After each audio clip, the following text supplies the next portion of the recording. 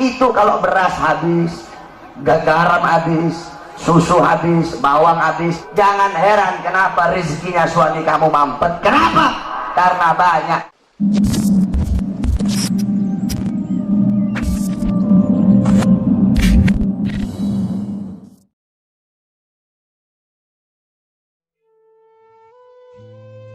Saudara-saudaraku sekalian yang dimuliakan oleh Allah Subhanahu wa taala, cintai oleh kalian Nabi Muhammad, ikuti beliau, jadikan beliau sebagai uswah, sebagai qudwah, sebagai teladan dan pedoman kamu dalam kehidupan sehari-hari.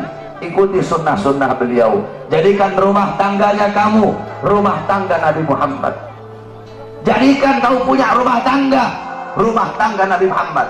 Kamu tahu banyak sekarang rumah tangga yang hancur, banyak sekarang rumah tangga yang berantakan. Kenapa? Karena rumah tangga itu tidak mengikuti rumah tangga baginda Nabi besar Muhammad. Rasulullah SAW bersabda, baiti jannati. Nabi Muhammad berkata, rumahku adalah sorgaku. Rumahku adalah sorgaku. Bukan rumah yang mewah, bukan rumah yang megah, bukan rumah yang tingkat, bukan isi rumah itu perabotan-perabotan yang mahal, bukan suami yang kaya, bukan suami yang ganteng, bukan istri yang cantik, bukan anak-anak yang pintar dalam urusan dunia. Bukan itu baiti jannati. Baiti jannati, rumahku, sorgaku adalah suami yang taat kepada Allah, suami yang patuh kepada Allah, istri yang taat kepada Allah, istri yang patuh kepada Allah, anak-anak yang taat kepada Allah, anak-anak yang patuh kepada Allah. Rumah tangga yang dihidupkan dengan salat, rumah tangga yang dihidupkan dengan Al-Quran, rumah tangga yang dihidupkan dengan sunnah-sunnah Nabi. Ini adalah baiti jannati. Walaupun rumahnya dari kardus, walaupun tinggalnya di bawah jembatan, kalau suami, istri, anak-anak taat patuh tunduk kepada Allah, rumah tangga itu akan menjadi sorga. Rumah tangga itu, itulah rumah tangga baginda Nabi besar Muhammad SAW. Sekarang ini banyak istri-istri durhaka ya. Istri-istri sekarang banyak yang durhaka. Kalian ibu-ibu sebagai seorang istri harus jadi istri yang soleha, harus jadi istri yang taat kepada Allah, jadi istri yang taat kepada suami, harus ikhlas menerima kekurangan suami sebelum ikhlas menerima kelebihan suami. Ini ibu-ibu sekarang ikhlasnya menerima kelebihan doang, kekurangan suaminya nggak mau diterima. Suami datang nggak bawa duit diteriakin sama ibu-ibu.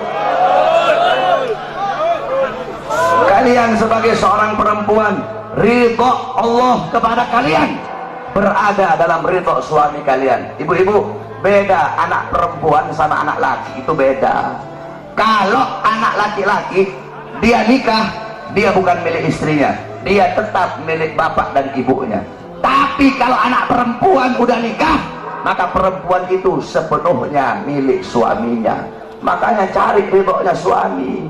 Ini kadang istri sekarang kurang ajar sama suami, kasar sama suami, caci maki suami. Gak heran suami-suami jadi pada takut istri semua. Kalian sebagai seorang wanita ikhlas terima kekurangan suami kalian, sabar dalam ngurusi rumah tangga kalian. Saudara ibu-ibu tahu, zaman sekarang ini kita kalau mau cari perempuan cantik banyak, mau cari perempuan kaya banyak, mau cari perempuan pintar banyak. Saya sehari 10 bisa saya dapat kalau cuma mau cari cantik doang, saudara-saudara. Yang susah perempuan yang ikhlas menerima kekurangan suaminya dan sabar di dalam mengurusi urusan rumah tangga. Kalian sebagai seorang istri, tempatkan kedudukan kalian di bawah kaki suami dan taruh suami kalian di atas kepala kalian. Rendahkan suara kalian di hadapan suami. Suara istri itu harus lebih rendah daripada suara suami. Ini ibu-ibu, suaminya ibu-ibunya jauh kemana-mana sama suara suami. Suaminya datang nggak bawa apa-apa, kasihan, habis jadi gojek jauh-jauh, kehujanan, kepanasan, berantem sama Ahok, pulang ke rumah nggak bawa apa-apa, dilempar panci suaminya. Udah gojek kemana-mana, ada yang jualan rokok, kasihan di sana cari nafkah untuk ngasih makan anak bini. Datang ke rumah nggak bawa apa-apa, diomelin sama istri. Hargai keringat suami kalian yang jatuh untuk menafkahi kalian sebagai anak istri. Jadilah kalian seorang wanita yang nggak banyak ngeluh sama suami. Ibu-ibu tahu, ibu-ibu kalau banyak ngeluh sama suami, jangan heran kenapa rezekinya suami kamu mampet. Kenapa? Karena banyak istri-istri yang suka ngeluh. Jadi jangan banyak ngeluh, udah ikhlas aja.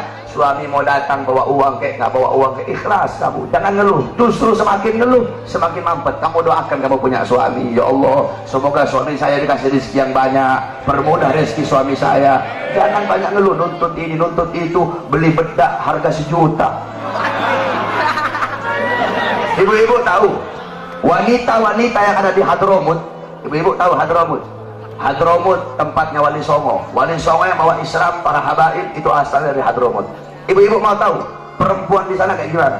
Wanita-wanita yang ada di sana, istri-istri yang ada di sana, itu kalau beras habis, garam habis, susu habis, bawang habis, itu mereka nggak ngomong sama suaminya. Beras habis, mereka nggak ngomong begitu. Susu habis, nggak kayak ibu-ibu. Ibu-ibu, woi bang, beras habis bang, mana aja bang. Terus perempuan di sana kalau beras habis gimana? Kalau beras habis nih ibu-ibu tiru mereka nih. Kalau beras habis itu karungnya mereka taruh di tempat yang mencolok. Kalau susu habis kalengnya mereka taruh di tempat yang mencolok. Jadi nanti biar suaminya tahu sendiri, oh udah habis beras. Kalau ibu-ibu dapat suami yang ngerti. Kalau ibu-ibu dapat suami yang nggak ngerti, setahun nggak makan, itu beras udah habis tetap nggak bakal dia beli, walaupun ibu taruh depan pintu dia nggak tahu apa-apa. Jadi kalau dapat suami yang nggak ngerti, beras habis, ambil karungnya taruh di kepalanya, beras habis. Kalau suaminya ngerti, taruh tuh karung beras di depan. Jadi suaminya bangun tidur ucek-ucek mata, oh udah habis beras, dia mandi dia beli beras. Kalau ngerti, kalau nggak ngerti juga, ambil tuh karung, lagi tidur suaminya masukin dalam karung beras.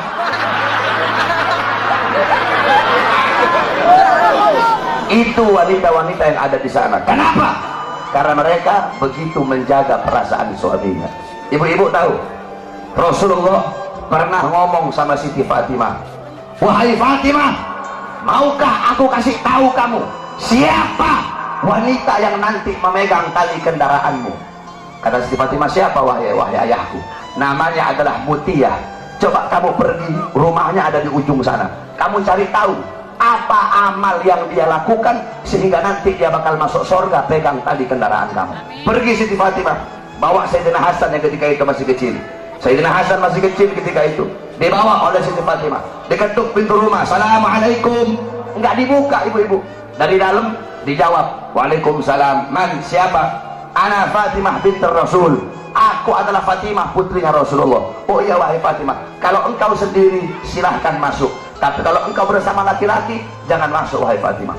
Aku bersama laki-laki. Siapa? Anakku masih kecil. Oh maaf, kamu tidak boleh masuk. Tapi dia masih kecil, walaupun masih kecil, aku izin dulu kepada suamiku, besok nanti kamu balik lagi, saya izin dulu kepada suamiku. Lihat bagaimana Siti Mutia.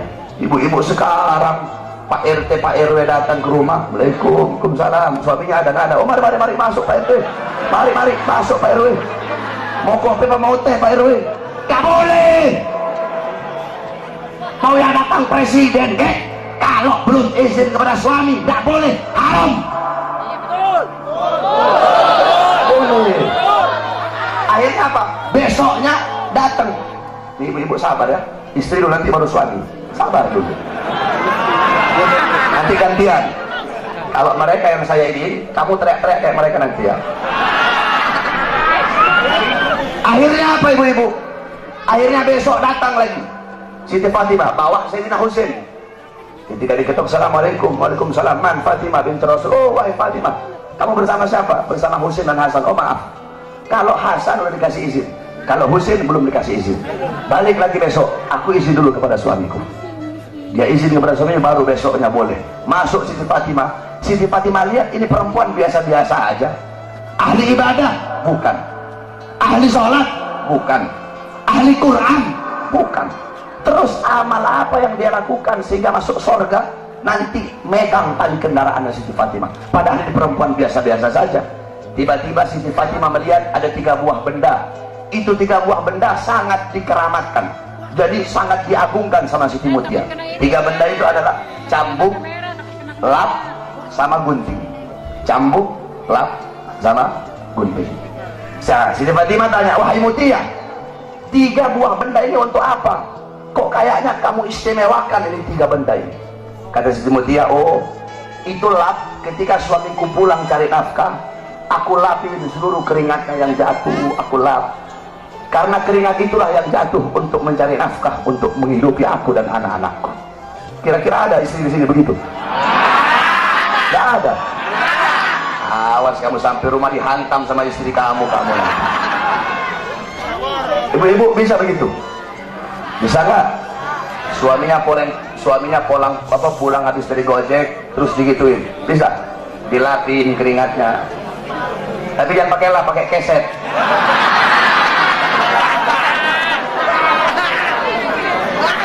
Itu yang pertama. Kemudian kata Siti Fatimah, terus ini cambuk untuk apa?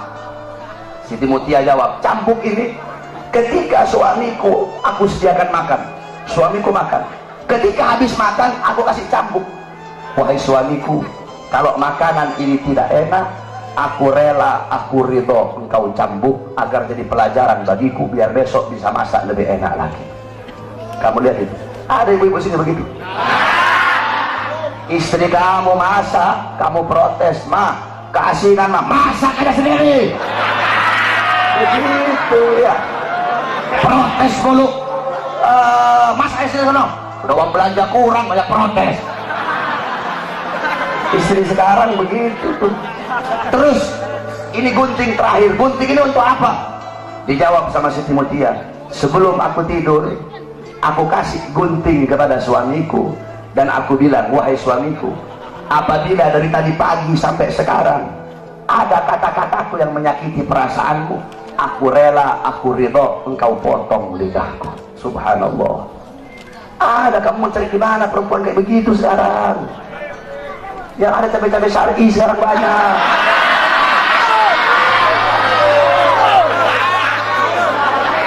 Istri kalian kira-kira kayak gitu nggak? Itu ibu-ibu Siti Mutia. Nah, kalian sebagai seorang wanita, jadikan beliau-beliau sebagai teladan kamu, para wanita sorga. Siti Mutia, Sayyidatuna Fatimah, Sayyidatuna Khadijah, Sayyidatuna Aisyah radhiyallahu anha, Sayyidatuna Khadijah radhiyallahu anha, kemudian Ummu Salamah radhiyallahu anha, Ummu Sulaim radhiyallahu anha, Ummu Aiman radhiyallahu anha, Siti Khansa radhiyallahu anha.